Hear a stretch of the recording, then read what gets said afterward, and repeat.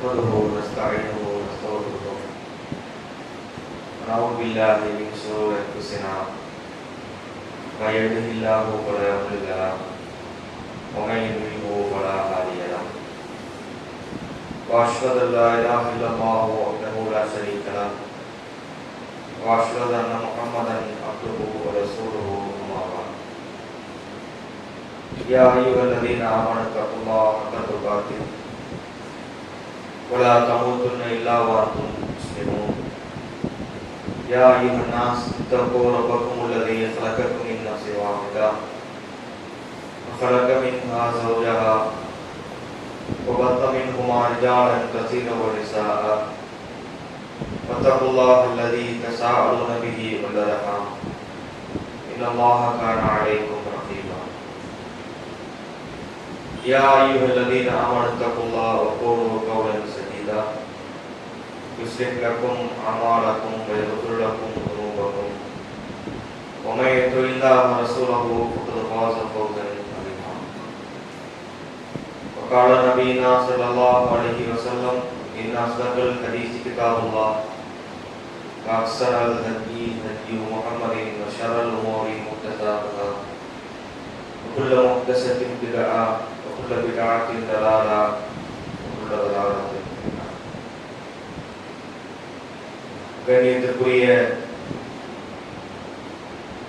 எல்லாம் வல்ல ஏக இறைவனின் நல்லடியார்களே, வல்ல இறைவன் திருமறை குர்ஆன் என்கின்ற வேதத்தின் மூலமாகவும் நபிகள் நாயகம் ஸல்லல்லாஹு அலைஹி வஸல்லம் அவர்களின் வழிகாட்டுதல் மூலமாகவும் இஸ்லாமிய மார்க்கத்தின் சட்டத்திட்டங்களை முழுமையாக நமக்கு எடுத்துச் சொல்லியிருக்கிறார். இந்த இஸ்லாத்தினுடைய அறிவுரைகள் என்பது இரண்டு அடிப்படைகளாக நாம் அதை பிரிக்கலாம். ஒன்று, இஸ்லாத்தில் சொல்லப்பட்ட நன்மையான காரியங்களை நம்முடைய வாழ்க்கையில் அதிகப்படுத்திக் கொள்ள வேண்டும். எவையெல்லாம் தீமையான காரியங்கள், பாவமான காரியங்கள் என்று சொல்லப்பட்டிருக்கின்றதோ அதை விட்டு நாம் விலகிக் கொள்ள வேண்டும். இந்த இரண்டுமே நமக்கு மறுமை வெற்றியை பெற்றுத்தரக்கூடிய ஒரு காரணியாக இருக்கின்றது. நன்மைகளை அதிகமாக செய்ய வேண்டும், தீமைகளை விட்டு நாம் விலகி நிற்க வேண்டும். ஏனென்று சொன்னால் மறுமை நாளிலே மனிதர்களுடைய நன்மை தீமைகள் நிறுத்து பார்க்கப்படும். அங்கு மீசான் என்கின்ற ஒரு தராசை இறைவன் ஏற்படுத்துவான். ஒரு புறத்தில் நன்மைகளும் இன்னொரு புறத்தில் தீமைகளும் விடப்பட்டு அதை நிறுத்து பார்க்கப்படும். மன் சக்குலத் மவாசீனஹு ஃபஹுவ ஃபீ ஈஷத்திர் ராதியா. யாருடைய நன்மை தட்டுக்கள் கடந்து விட்டனவோ அவர் பொருத்தத்திற்குரிய ஒரு வாழ்க்கையில் இருப்பார்.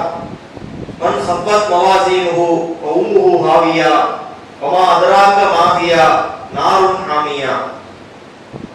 யாருடைய அந்த நன்மையின் தட்டுக்கள் எடை குறைந்து விடுகின்றதோ, அதாவது தீமையின் தட்டுக்கள் எடை கடந்து விடுகின்றதோ அவர்கள் நரகத்திற்கு செல்வார்கள் என்று திருமறை குர்ஆனிலே இறைவன் சொல்கிறான்.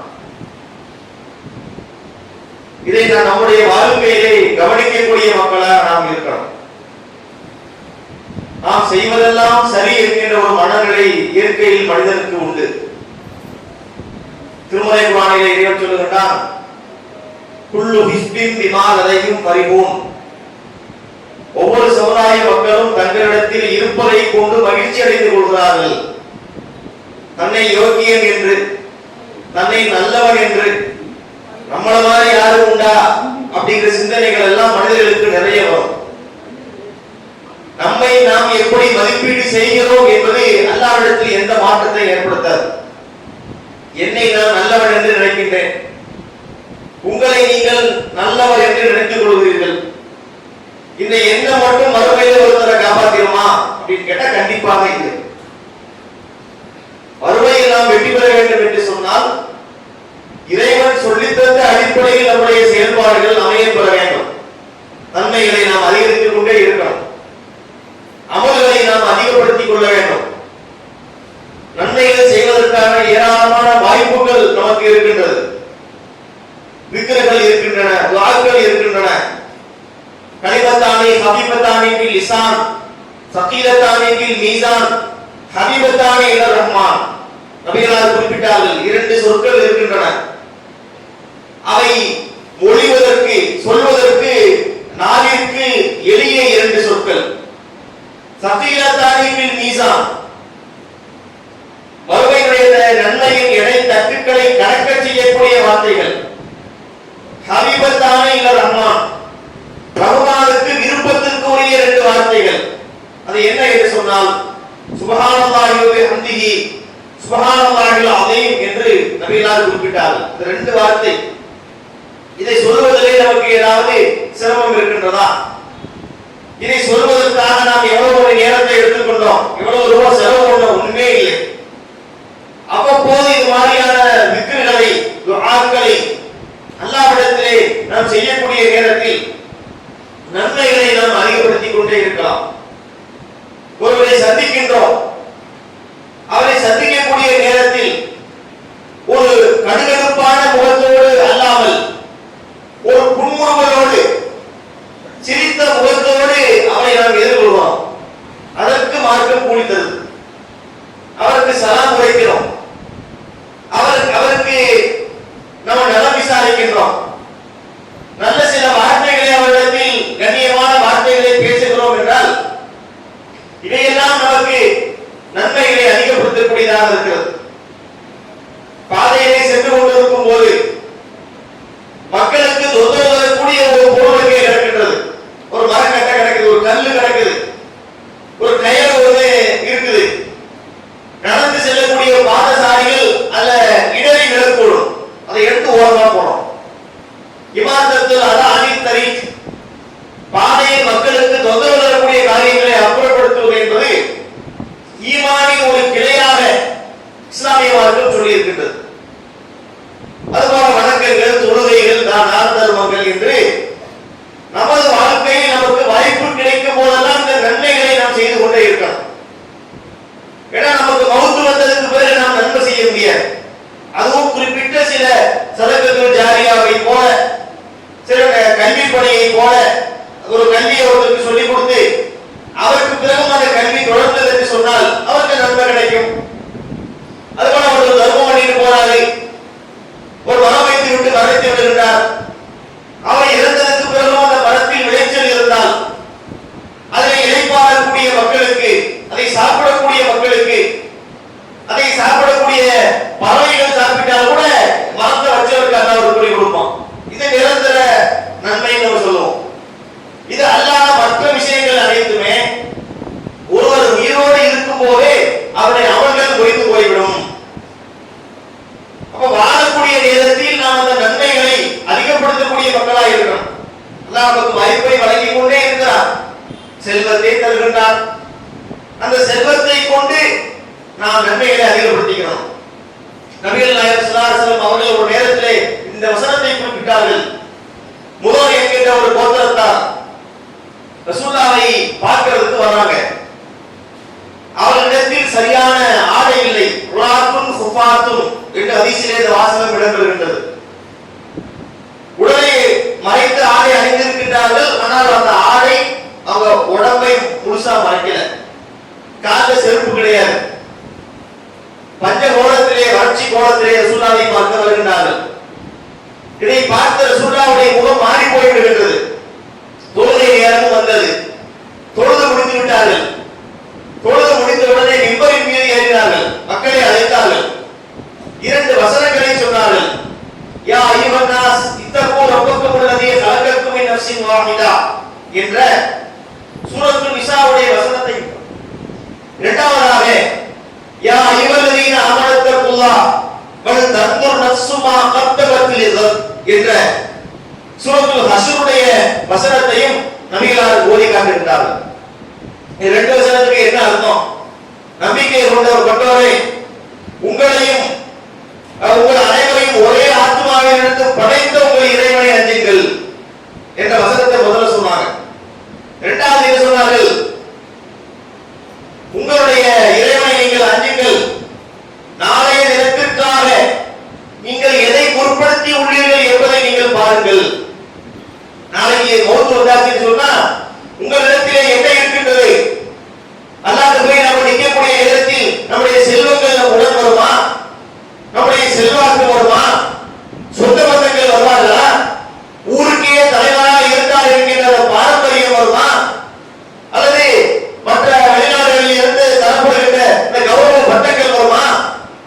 இந்திய அரசாங்கத்தால் கொடுக்கப்படுகின்ற அந்த பத்மபூஷன் விருதுலாம் கொடுக்குறாங்கல்ல, பரமவீர் சக்ரா, பத்மபூஷன், அதுபோல பாரத ரத்னா, இந்த மாதிரி பட்டங்கள் சொல்றாங்களே, இந்த பட்டங்கள் எல்லாம் மறுமையில வந்து நிக்குமா? எதுவுமே மதிப்பு கிடையாது. இந்த உலகத்தில் அவன் எப்படி எல்லாம் வாழ்ந்தான், அவனுக்கு எப்பேற்பட்ட உயர்வு இருந்தது, அவன் எப்படிப்பட்ட விஐபியாக விவிஐபியாக இருந்தான், எதுவுமே அங்கு மதிப்பு இல்லை. அங்கு ஒரு மனிதன் மதிக்கப்படுவது அவனது அமல்களை கொண்டுதான் மதிக்கப்படுவான். ஒரு மனிதன் இந்த உலகத்தை விட்டு பிரிகின்றான், பிரிந்து விட்டால் இன்கத்த அமலு, அவனுடைய எல்லா அமல்களும் முடிந்து போய்விடும். அவன் எப்படி அவன் ஜனாசாவை பின்தொடர்ந்து 3 காரியங்கள் போகும். எத்தனையோட மையத்தும் சலாசத்தும் 3 விஷயங்கள் ஜனாசாவை பின்தொடர்ந்து செல்லும். அமலுஹு மாலுஹு அமலுஹு, அவனுடைய குடும்பத்தார் இறந்ததுக்கு பின்னாடி அவங்க ஜனாசாவுக்கு பின்னாடி போவாங்க. அதே போல அவனுடைய செல்வம் செல்வாக்கு என்பது அவனுக்கு தெரியும், அவங்க பின்னாடி போகும். அடக்கம் செய்து விட்டு அங்கே அமர்ந்திருப்பாங்களா, எங்க அத்தா இங்கதான் இருந்தாரு, இங்கதான் மரணிச்சாரு, இங்கதான் அடக்கம் பண்ணிருக்கோம்னு சொல்லி அங்கேயே வீடு உட்கார்ந்துருப்பாங்களா? 1/2 மணி நேரமா 1 மணி நேரமா? கொஞ்சம் பாசம் உள்ளவனுக்கு 10 நிமிஷம், அதிக பாசம் இருந்தால் 1/2 மணி நேரமா 1 மணி நேரமா அந்த மண்டலையில் அமர்ந்து தந்தைக்காக தாய்க்காக உறவுக்காக துவா செய்து விட்டு அங்கிருந்து கிளம்பி போயிடுவோம். குடும்பம் திரும்பி விடுகின்றது, செல்வம் திரும்பி விடுகின்றது. இறந்த ஒரு மனிதனோடு நிலையாக இருப்பது எதை சொன்னா, எதுகா மஅஹு அமலுஹு, அவன் செய்த நல்லறங்கள் மட்டுமே அவனோடு எஞ்சி இருக்கும். மறுமை வரை உலகத்திற்கு பிறகும் நமது இறப்பிற்கு பிறகும் நம்மோடு தொடரக்கூடிய ஒன்றாக இந்த அமல்கள் இருக்கின்றன என்பதை நாம் கவனத்தில் கொள்ள வேண்டும். இந்த அமல்கள் விஷயத்திலே நம்மிடத்தில் மிகப்பெரிய ஒரு அலட்சிய போக்கு இருக்கிறது, இது யாரும் மறுக்க முடியாது. மற்ற விஷயங்களுக்கெல்லாம் ரொம்ப முயற்சி பண்ணுவார். மகளுக்கு கல்யாணம் பண்ணுவார், மகளுக்கு கல்யாணம் பண்ணக்கூடிய நேரத்தில் சின்ன குறைய கூட நீங்க பார்க்க முடியாது. எல்லாம் முறையா செய்யணும், எல்லாருக்கும் அழைக்கணும், அந்த விருந்தில இன்னென்ன மாதிரி எல்லாம் விஷயங்களை அறிமுகப்படுத்த வேண்டும், வரவங்களை ஒருத்தரை விடாமல் வரவேற்க வேண்டும் என்று செய்வார்கள். வியாபாரம் செய்வார்கள், வியாபாரத்தில் பக்கமா வியாபாரம் செய்வார்கள். உலகம் சார்ந்த விஷயங்கள் அனைத்திலுமே ஆர்வம் காட்டக்கூடிய இவர்கள் மறுமைக்காக மறுமை விஷயங்கள் சரியாக இருக்கிறதா என்று சோதித்து பார்ப்பதுண்டா? நம்மிடத்தில் செல்வங்கள் இருக்கின்றன, உலகத்தில் வாழ்வதற்கு தேவையான செல்வங்கள், அந்த செல்வங்கள் சரியாக இருக்கிறதா சோதித்து பார்க்கிறோமா? இப்ப நம்மகிட்ட ஒரு லேண்ட் இருக்கு, அந்த லேண்ட் அவ்வப்போது போய் பார்த்துக்கிறோம். ஏன் பார்க்கிறோம்? யாராவது ஆக்குபை பண்ணிடக்கூடாது, அங்க ஆக்கிரமிச்சிடக்கூடாது, அதை தன்னுடைய சொத்து என்று சொல்லிவிடக் கூடாது என்று அப்பப்போ போய் பார்த்து அதை நம்ம பராமரிக்கின்றோம். ஏன்? நம்முடைய இதை யாருமே போயிடக்கூடாது, பாதுகாப்பா வச்சுக்கிறோம், ஆய்வு செய்கிறோம். நம்முடைய கடையை தினசரி வியாபாரத்தை முடித்து விட்டு இவ்வளவு வியாபாரம் நடந்திருக்கின்றது, இவ்வளவு தொகை நம்முடைய கண்ணாப்பட்டியில் இருக்க வேண்டும், அது சரியாக இருக்கிறதா என்று எண்ணி பார்க்கிற மாதிரி ராத்திரி கணக்கு முடிப்பாங்க. பெரும்பாலும் வியாபாரத்தில் தெரிஞ்ச விஷயம் தான். இரவிலே கணக்கு முடிக்கும் போது சேர்த்து எழுதிடுவாங்க. அந்த தொகையை கூட்டிட்டு முதல் நாளுடைய அந்த தொகையோடு சேர்த்து இந்த தொகை சரியாக இருக்கிறதா என்று தினந்தோறும் ஆய்வு செய்கின்றோம். வருடத்துக்கு ஒரு முறை பினான்சியல் இயர் சொல்லுவாங்கல்ல, ஏப்ரல் மாசம் 1ல ஒரு நிதியாண்டு ஆரம்பமாகும். அப்ப மார்ச்சுடைய இறுதி காலகட்டங்கள்ல ஒரு கடையினுடைய எல்லா ஸ்டாக் எடுப்பாங்க, என்னென்ன பொருட்கள் இருக்கிறது எல்லாத்தையும் எடுத்து பார்த்து இந்த ஆண்டினுடைய நமக்கு லாபம் என்ன வந்திருக்குது என்று ஆய்வு செய்வது உண்டு. இப்படி உலகத்திலே எல்லாவற்றையும் ஆய்வு செய்கின்றோம். ஒரு குறிப்பிட்ட வயது வந்துவிட்டால் மருத்துவமனைக்கு போய் ஃபுல் பாடி செக்அப் பண்றது, மேலிருந்து கீழே வரைக்கும் உச்சந்தலை முதல் உள்ளங்கால் வரை எல்லாத்தையும் ஸ்கேன் பண்ணி அதுக்கு ஏற்ற போல மருத்துவ முறைகள் இருக்கின்றன. ஹார்ட் நல்லா இருக்கா, கிட்னி நல்லா இருக்கா, லிவர் ஃபங்க்ஷன் நல்லா இருக்கா, பிளட் கரெக்டா இருக்கா, பிபி கரெக்டா இருக்கா,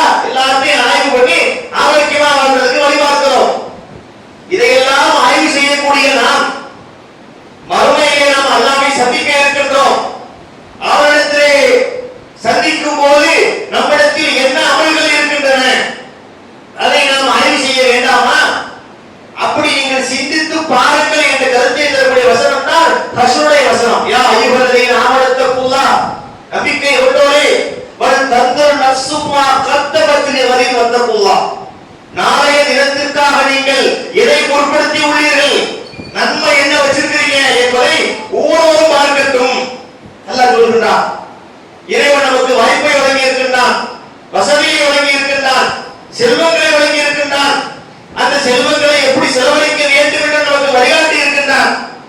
அந்த அடிப்படையில் நாம் செலவு செய்கிறோமா, அந்த அடிப்படையில் நமக்கு நன்மைகளை அதிகப்படுத்திக் கொள்கின்றோமா என்பதை நாம் ஆய்வு செய்ய வேண்டும்.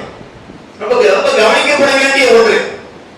உலகத்துல மௌத்தாயிட்டான்னு சொன்னா அவனுக்கு வாய்ப்பு கிடையாது.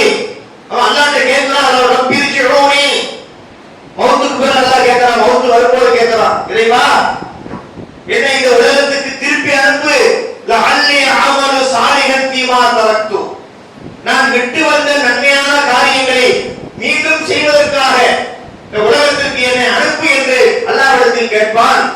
அல்லாஹ் சொல்கிறான், இது ஒரு வெறுமனே வாய் வார்த்தை.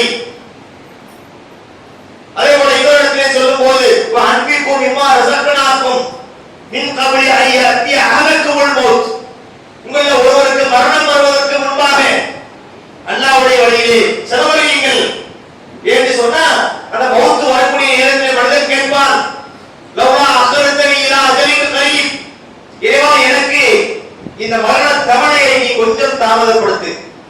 பல நூறு ஆண்டுகளை அவன் கேட்பதில்லை, ஒரு தினத்தை கூட கேட்பதில்லை, சிறிது அவகாசம், ஒரு 5 நிமிஷம் 10 நிமிஷம் காமன் நேரம், அது மாதிரியான ஒரு நேரத்தை அல்லாஹ்விடத்தில் கேட்கின்றான். அல்லாஹ் சொல்றான், வலை யஹ்லுல்லாஹு நஃப்ஸன் இதா ஜாஅ அஜலுஹா, ஒரு மனிதனுடைய மரண வேளை வந்துவிட்டால் அது சிறிதும் தாமதப்படுத்தப்படாது. எனக்கென்று ஒரு மரண வேளை உண்டு, உங்களுக்கென்று ஒரு மரண வேளை உண்டு, உலகில் இருக்கக்கூடிய ஒவ்வொருவருக்கும் ஒரு மரண வேளை உண்டு. அவை அனைத்தையுமே இறைவன் எழுதிவிட்டான். அந்த எழுதியதின்படிதான் உலகத்தில் நடந்து கொண்டிருக்கின்றது. அப்ப இறைவன் நம்மை ஆரோக்கியமாக வைத்திருக்கும் போது, நன்மைகளை அதிகப்படுத்துவதற்கு வாய்ப்பு தந்திருக்கும் போது நன்மைகளை நாம் செய்து கொள்ள வேண்டும்.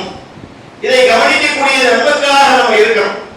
ஏன்னா இந்த உலகத்தில் நமக்கு கிடைக்கக்கூடிய வாய்ப்பை வீணான காரியங்களிலே, விளையாட்டான காரியங்களிலே நாம் செலுத்திவிட்டால், வறுமையை நாம் மறந்துவிட்டால், உலகத்தின் இன்பங்களில் மூழ்கிவிட்டால், நம்மை விட நஷ்டவாளிகளாக வறுமையில் யாரும் இருக்க முடியாது.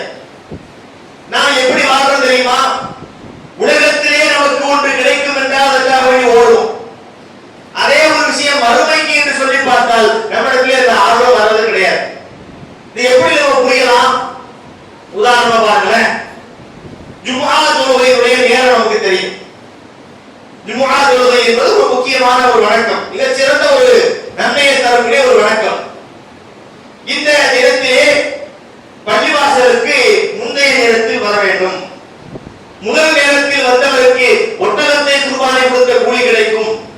இரண்டாவது நேரத்தில் வந்தவருக்கு மாடு, அதுக்கப்புறம் ஆடு, அதுக்கப்புறம் கோழி, அதுக்கப்புறம் முட்டை, எல்லாம் ஆதிசமா எல்லாம் தெரியும். இந்த நன்மை தெரியாத மக்கள் யாராவது இருக்கிறாங்களா? 90% முஸ்லிம்களுக்கு தெரிஞ்சிருக்கு. ஒரு 10% வேணா இந்த சட்டம் தெரியாம இருப்பார்கள். எல்லா முஸ்லிம்களுக்கும் இந்த ஜும்ஆ தொழுகைக்கு முந்தி செல்வதும் நன்மை தெரியும். ஆனா நம்ம எப்படி வர்றோம் ஜும்ஆ தொழுகைக்கு? தமிழ்நாட்டில் உள்ள எந்த பள்ளிவாசலிலாவது ஜும்ஆ தொழுகையை நாம் ஆரம்பிக்கக்கூடிய நேரத்தில் முழு கூட்டம் வந்துருதா? ஆரம்பிச்சு 10 நிமிஷம், காமன் நேரம், 20 நிமிஷம், சில நேரங்களில் இரண்டாவது இமாம் உட்கார்ந்து இருந்துச்சு பேசுவாரு. அந்த இரண்டாவது உரையில சில பேர் இக்காமத் சொல்லக்கூடிய நேரத்துல எல்லாம் ஜும்ஆவுக்கு வந்து கலந்துக்கிறாங்களே. அப்ப உலகத்திலே இதே விஷயத்தை சொன்னா ஓடி வருவாங்க. எப்படி நம்ம புரியலாம்? உதாரணத்துக்கு சொல்றோமாங்கல்ல, இப்ப நம்மளே அறிவிக்கிற புனியமுத்தூர் கோயில் இந்த பள்ளிவாசலில் ஒரு ஆஃபர் ஒன்று அறிவிக்கப்படுது. என்ன ஆஃபர்? இந்த மர்கஸுக்கு முதலில் யார் வருவாரோ அவருக்கு ஒட்டகம் பரிசாக தரப்படும். வாசலே வாங்கி கட்டி போடணும், அதை மக்கள் தன்னுடைய பார்வையில் வைக்கணும். இரண்டாவது வரவருக்கு ஒரு மாடு தரப்படும், மூன்றாவது வரவருக்கு ஒரு ஆடு தரப்படும், நான்காவது வரவருக்கு ஒரு கோழி தரப்படும், அஞ்சாவது வரவருக்கு ஒரு முட்டை தரப்படும். முட்டை வேணா மதிக்க மாட்டோம், எனக்கு 5 ரூபாய்க்கு முட்டை வைக்கிறான் அது ஒரு விஷயமா என்று கேட்போம். கோழி வரைக்கும் போட்டி நடக்குமா இல்லையா? ஒரு விஷயத்தை உலகத்தில் கிடைக்கும் என்று சொன்னால் அதற்காக வேண்டி போட்டி போடக்கூடிய மக்கள் பெரிய பெரிய மால்கள், ஹைப்பர் மால்கள்ல ஒரு ஆஃபர் போடுறான், 5% 10% ஆஃபர் சொன்னா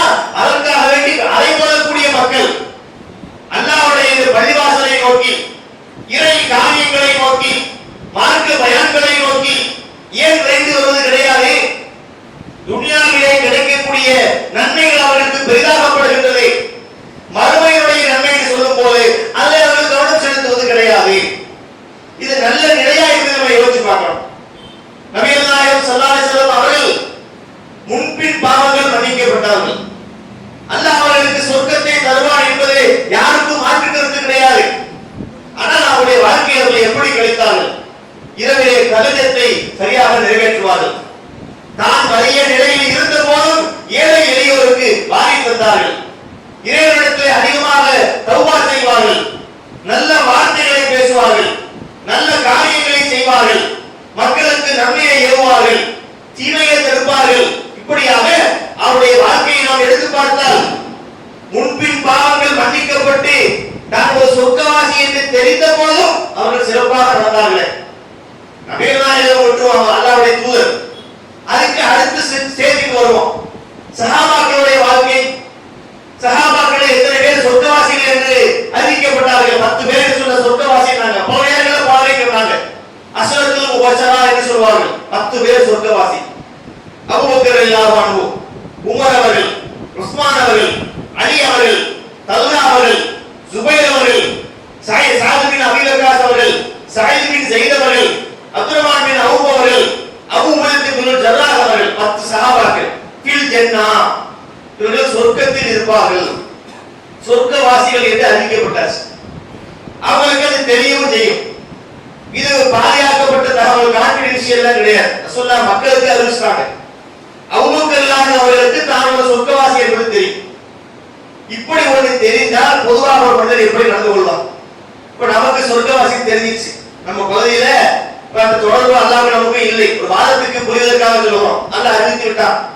நீங்க ஜும்மா முடிந்தவுடன் இன்னென்ன நபர்கள் பேரை சொல்லி சொர்க்கவாசின்னு அறிவிச்சிருங்க. இந்த இப்ராஹிம் பாய், இந்த மூசா பாய், அந்த காதர் பாய், இந்த ஃபாத்திமா, இந்த ஹதீஜா என்று ஒரு 4 ஆண் பேர் 4 பெண் பேரை சொல்லி இவர்கள் சொர்க்கவாசி என்று சொல்லிவிடுங்கள். இப்படி சொர்க்கவாசி என்று அறிவித்து விட்டால் அடுத்த வாரம் அவங்க ஜும்மா போறது டவுட் தான். ஏன் அவர் சொர்க்கவாசி ஆயிட்டார்ல? வீட்டு வாசல்ல என்ன அப்துல் காதர் கீழே சொர்க்கவாசின்னு போர்டு மாட்டிடுவார். ஒரு சந்தா கேட்டு போனால், ஒரு தர்மம் கேட்டு போனால் வீட்டு வாசல்ல போர்டு பாத்தியா, நான் சொர்க்கவாசி, அவன்கிட்ட போய் கேளு, அவன் நரவாசி மாதிரி தெரியும், அங்கே போய் கேளு என்று சொல்லிவிடுவார்கள். இப்ப சொர்க்கவாசி என்று சொல்லிவிட்டால் அதற்கு பிறகு நன்மை என்ற பேச்சு நம்ம பார்வையில் வர்றது கஷ்டம். ஆனா அவங்களுக்கு அவருடைய வாழ்க்கையில பாருங்க, சொர்க்கவாசி என்று தெரிந்ததற்கு பிறகும் எவ்வளவு நன்மைகள் புரிந்தார்கள். ஒரு சம்பவத்தை பார்க்கின்றோம். நபிகள் நாயகம் ஸல்லல்லாஹு அலைஹி வஸல்லம் அவர்கள் ஒரு சபையிலே அமர்ந்திருக்கிறார்கள். அப்ப கேட்கிறாங்க, 4 கேள்வி கேட்கிறாங்க. என்ன கேட்டார்கள்? இன்றைய தினம் மன் அஸ்பகம் இருக்கும் சாயிமா, இன்று உங்களிடையே நோன்பு வைத்திருப்பவர் யார்? அபூபக்கர் அவங்க சொல்றாங்க, நான் வைத்திருக்கிறேன். மன் தபிய இருக்கும் ஜனாசத்தன், இன்று உங்களிடையே ஒரு ஜனாசாவை பின்தொடர்ந்து சென்றவர் யார்? அதுக்கு நான் போனேங்கிறாங்க. மன் அத்தாம இருக்கும் மிஸ்கீனன், இன்று ஒரு ஏழைக்கு உணவளித்தவர் யார் என்று கேட்கிறாங்க. அதுக்கும் நான் உணவளித்தேன்னு சொல்றாங்க. மன் ஆல இருக்கும் மரியன், இன்று உங்களிலே ஒரு நோயாளியை போய் நலம் விசாரித்தவர் யாரு கேட்கிறாங்க. நான் போனேங்கிறாங்க சொல்றாங்க. ரசூலுல்லாஹ் சொல்றாங்க, யார் ஒருத்தருக்கு இந்த 4 காரியங்களும் ஒரே தினத்தில் அமைந்து விடுகின்றதோ இல்லா தமலர் ஜன்னா, அவர் சொர்க்கத்தில் நுழையாமல் இருக்க மாட்டார் என்று சொல்றாங்க. பாருங்கள், சொர்க்கவாசி என்பது தெரியும், தெரிஞ்சாலும் பேசாம வீட்டுல இருக்கல, நன்மைகளை செய்து அமல்களை செய்து மறுமையிலே அல்லாஹ்விடத்திலே நாம் கண்ணியமானவர்களாக இருக்க வேண்டும் என்கின்ற சிந்தனையில் தான் புண்ணியமான காரியங்களை அவர்கள் அதிகப்படுத்திக் கொண்டிருந்தார்கள். இந்த சிந்தனைகள் நம்மிடத்தில் ரொம்ப குறைந்து போய்விட்டது. நன்மைகள் செய்வது ரொம்ப லிமிட் பண்ணிட்டோம். செய்யறோம், அடவே செய்யாமல் யாரும் இல்லை. தர்மம் பண்றோம், திக்ர் பண்றோம், துஆ பண்றோம், தொழுகை பண்றோம், எல்லாத்துக்குமே ஒரு அளவு வச்சிருக்கிறோம். அவ்வளவுதான், அதுக்கு மேல இல்லை. இதெல்லாம் போடாத சகோதரர்களே. நாம் மனிதர்கள், நம்மிடத்திலே பாவங்கள் வருகின்றன, தீமைகள் வருகின்றன. இதையெல்லாம் போய் வச்சு நம்ம பார்த்தோம்னா நம்ம கணக்கு தேராதே. நம்ம ஒரு புறத்தில் தீமைகளை விட்டு விலகுவதற்கு நாம் முயற்சிக்க வேண்டும். இன்னொரு புறத்திலே அமல்களை அதிகப்படுத்தக்கூடிய மக்களாக நாம் திகழ வேண்டும். அல்லாஹ் நம் அனைவருக்கும் இந்த புரிந்துணர்வை ஏற்படுத்தி அல்லாஹ் நமக்கு தந்திருக்கின்ற இந்த ஹயாத்தான நேரத்திலே அதிகமான நன்மைகளை புரியக்கூடிய வாய்ப்பையும் அதற்குரிய அந்த புரிதலையும் நிறைவு செய்கின்றேன். வா அல்ஹம்துலில்லாஹி ரப்பில் ஆலமீன்.